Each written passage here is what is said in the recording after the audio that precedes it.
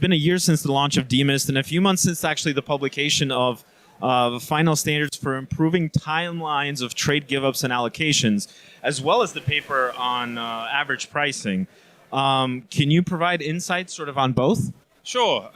So it's a subject very close to my heart. I've spoken on a few different panels at events on the matter last year here at FIA, and 2 weeks in New York on the FIX event with co-hosted with the FIA. We've released multiple publications encouraging adoption into DMIST. And we're delighted that the industry's come to kind of a consensus on where we need to go. It's very pertinent for our activities as an allocation give-up post-trade provider. The data standards, as I mentioned earlier, kind of looking at the fields that need to be captured and maintained throughout the workflow, that's very much core to our Order ID initiative. And so we really fed into the data standards working group, with this information and this viewpoint. And the average price piece, well, they've come up with a number of guidelines for how average price allocation should be done. I won't go into those details, but again, this is very close to our heart. A number of clients use our service as well as brokers to allocate via average price methodologies, and they use our service for best fit and grouping and APS. So again, we felt we were very well placed to feed into that. The industry has long been very fragmented and has really needed a common data standard and a way of doing things. So if we get this, and we will, we should be able to realize the dream of near 100% STP.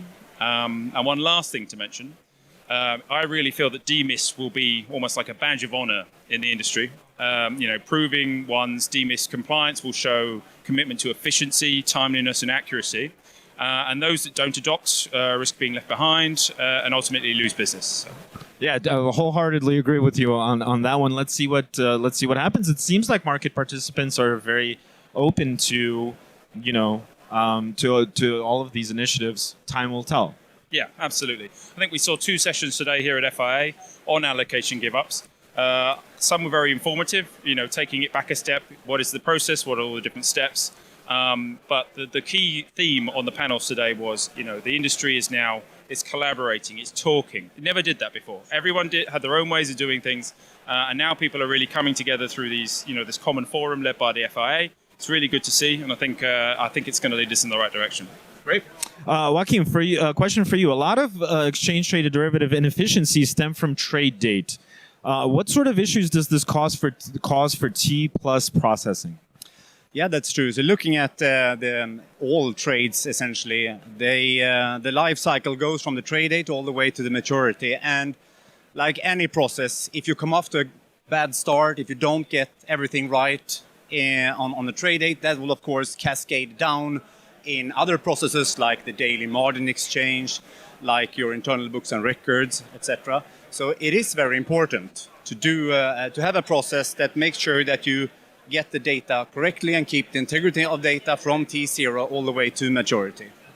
Having that said, not everything can be solved because there are other aspects to it as well, like the margin communication. So even with all the data correctly in the system, you still need to communicate timely with your counterparts to make sure that the right collateral is delivered on the right time. And that is a communication that also needs to be improved and streamlined throughout the life cycle of that trade, essentially. And the same, of course, go with settlement of collateral and all trade life cycle events that happens through that journey.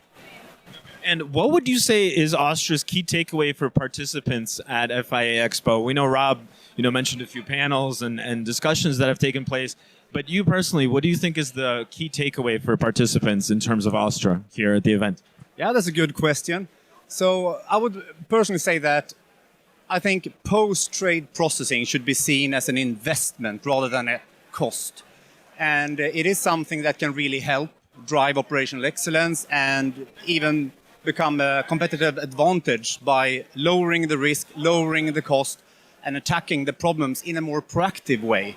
We see that with lack of STP, lack of processes that are streamlined, you tend to force to become reactive to problems.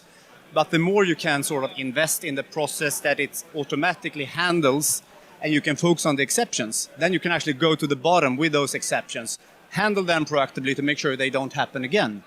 So I would say the mindset around that post-trade is just a necessary cost that you need to live with if you're engaged in trading. I would like to turn that around and see that it's an opportunity, an investment that can actually help you save cost. That would be my takeaway. Well, gentlemen, thanks for taking the time to speak with me. I'm glad that I met both of you.